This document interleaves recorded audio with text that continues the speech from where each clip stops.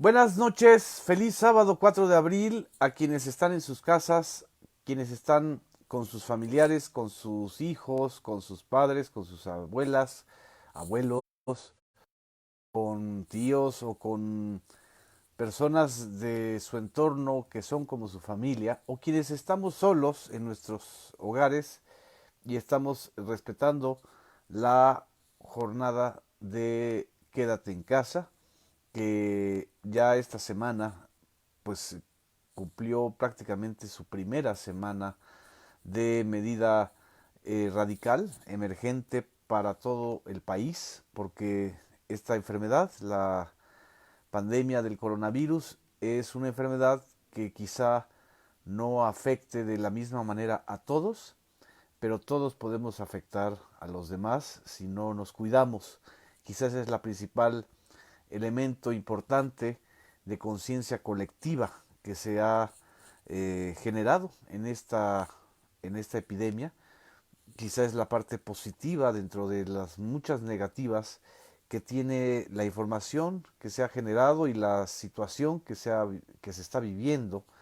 Muchas personas evidentemente están sin trabajo, sin ingreso fijo, otras están en una situación de incertidumbre, no es una situación agraciada ni cómoda, pero también es un desafío para como sociedad. Agradezco muchísimo a quienes nos están viendo, a Gregorio Martínez, le mando un saludo muy afectuoso, a Jorge Isaac Díaz, que nos ve desde Puebla, a Roma Ana María, muchas gracias, a Carmen Fernández, gracias a todos ustedes, a todas. Estamos también transmitiendo desde la casa de Anastasia y Tomasa, que ahorita ellas están en sana distancia, pero conmigo. Desde Los Reyes de La Paz, buenas noches. Desde Sonora también, muchas gracias. Desde Oaxaca, Fidencio Hernández le mando un saludo. Lilia Rosas, qué gusto verte y poderte saludar en vivo. Siempre veo que estás aquí conectada y participando desde Monterrey, Villarreal. También Enrique ASH desde Monterrey. A Pancho Encinas, gracias desde San Luis Río Colorado, Sonora. Cástulo Chávez, que los ves en León, Guanajuato. Leopoldo Lezama, que se está sumando. Sinancatepec, Eduardo Maximino. Efren Hernández desde Irapuato, muchas gracias. ¿Cómo la están pasando? Norma Caudillo también, ¿qué nos puedes comentar sobre el decreto para devolver los tipos fiscales a las televisoras y radiodifusoras? Fíjense que no vamos a hablar de este tema, vamos a concentrarnos ahorita en el asunto del coronavirus. Desde Los Ángeles, California, Avia Alcalá, Adaya Pérez Torres, gracias. Ana Salgado desde Colima, muchas gracias. El día de hoy pues hay una noticia realmente preocupante. Estados Unidos se convierte pues en el país con el mayor número de personas contagiadas o que han adquirido el coronavirus. Son más de 300,000 casos en Estados Unidos. La situación evidentemente ha empeorado en el país vecino. Son 8,100 fallecimientos en Estados Unidos por el coronavirus y no han llegado todavía al pico de la epidemia, a lo que llamamos la curva epidemiológica. En el caso de Estados Unidos, también el propio Donald Trump informó y asumió el día de hoy, después de una actitud primero de negatividad, de negación, incluso ante el desafío, y aquí estoy viendo a varios que nos están sintonizando desde Estados Unidos y ustedes lo pueden corroborar, pero después ha pasado a una situación realmente preocupante, a veces de manera muy vehemente, está señalando casi un apocalipsis para Estados Unidos. Lo dijo el día de hoy, espera que los datos del coronavirus empeoren la próxima semana y aseguró que será probablemente la más dura. Habrá muchas muertes, indicó Donald Trump en un mensaje a sus conciudadanos en Estados Unidos. Lo dijo de esta manera: esta será probablemente la semana más dura y habrá muchas muertes, desafortunadamente, afirmó durante la rueda de prensa en la Casa Blanca. También justificó que durante su intervención su decisión de invocar a la Ley de Producción y Defensa para prohibir la exportación de los suministros sanitarios y médicos, en concreto señaló que fue una represalia para las empresas que no han suministrado al gobierno estadounidense los pedidos para ayudar contra a la lucha contra el coronavirus, como son insumos médicos. eh, en el caso de Estados Unidos se están utilizando muchísimos ventiladores también para respiratorios y también la necesidad de insumos de higiene, cubrebocas incluyendo, para los hospitales. En Nueva York, tan solo la ciudad, la gran manzana de esta ciudad emblema de Estados Unidos, el epicentro de la epidemia es tremendo. Tan solo en el estado de Nueva York se anunció que enviarán 10.000 respiradores para utilizar en todo el país, no solamente en Nueva York. Esta es la situación en el país vecino, es decir, lo tenemos al lado. ¿Cuál fue la situación que hoy se informó del coronavirus en México? Ya tenemos más de un mes con estas conferencias diarias dando el reporte. Evidentemente está creciendo la afectación de la epidemia o de la pandemia en México, aunque es un todavía mucho menor al comparado con países como Estados Unidos. El día de hoy ascendieron a un total de, aquí vamos a ver los datos, a 1.890 casos confirmados. Es muy probable que ya el lunes tengamos más de 2.000. 79 personas fallecidas. Se calculaba que la progresión podría alcanzar a que el día de hoy estuvieran ya 100 personas fallecidas en México. Por fortuna, hay 79 personas fallecidas, menos de lo esperado, y desafortunadamente han sido estas 79 personas. Hay 9.500 casos no confirmados. La Ciudad de México sigue siendo la entidad que acumula mayor número de casos, 469, seguida por el Estado de México con 180, por Puebla con 125, Jalisco 120, Nuevo León 88. Las medidas de restricción de movilidad en la Ciudad de México son mucho más fuertes y han sido más estrictas porque justamente estamos hablando de la zona más densamente poblada del país, donde somos más de 10 millones de habitantes, y si sumamos al Valle de México, los municipios conurbados, podemos llegar a más de 20 millones de habitantes.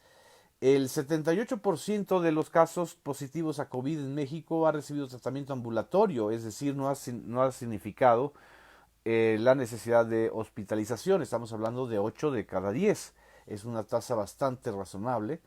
El 22 ha requerido hospitalización hasta el momento y la mayoría de los pacientes hospitalizados son mayores de 65 años, informó el doctor Hugo López Gatell. Pero el tema aquí en México, y lo señaló de manera muy clara, es que aunque la edad promedio de los mexicanos sea 27 años, que es bastante baja en comparación con la edad promedio de los afectados por coronavirus, que son 43 años en el caso mexicano, pero además es mucho más baja que la edad promedio de países que han envejecido mucho, o es decir, tienen una población joven menor en porcentaje, como es el caso de los países europeos e incluso del propio Estados Unidos. A pesar de eso, no podemos cantar victoria, subrayó el doctor Hugo López Gatell, porque en México tenemos una situación de deterioro crónico de la salud por efecto de enfermedades como el sobrepeso o la obesidad. Es decir, el sobrepeso de la población mexicana nos pesa para enfrentar una epidemia como el coronavirus. Así lo mencionó el doctor Hugo López Gatell en este fragmento que quiero compartirles de la conferencia vespertina de este sábado, 4 de abril. Hipertensión, que están asociadas con las mismas causas, nos pesa.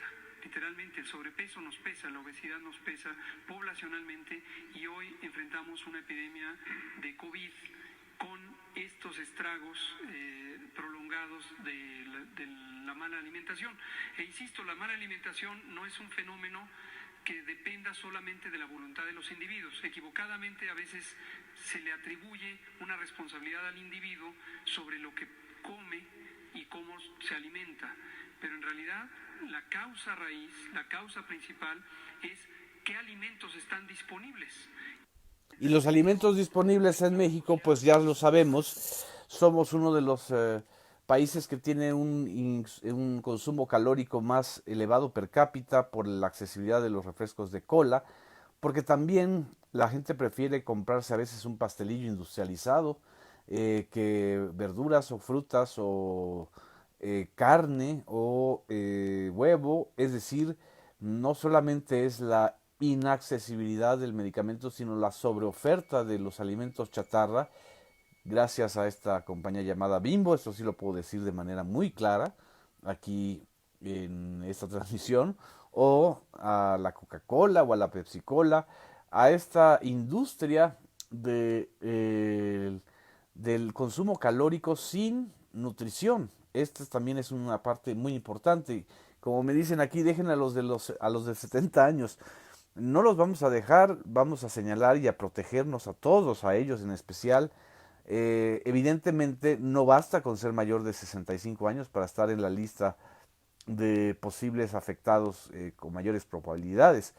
La mayor probabilidad de la afectación en México, de acuerdo a lo que comentó el doctor Hugo López Gatell, es justamente que tenemos un sistema alimenticio crónico que genera a su vez enfermedades crónicas como la diabetes, como la hipertensión y como una serie de insuficiencias que se agregan a el panorama de un virus muy activo, que es un virus casi un poquito más potente que una influenza, pero que también tiene esta capacidad de que se puede uno inmunizar de manera rápida siempre y cuando tenga condiciones de salud.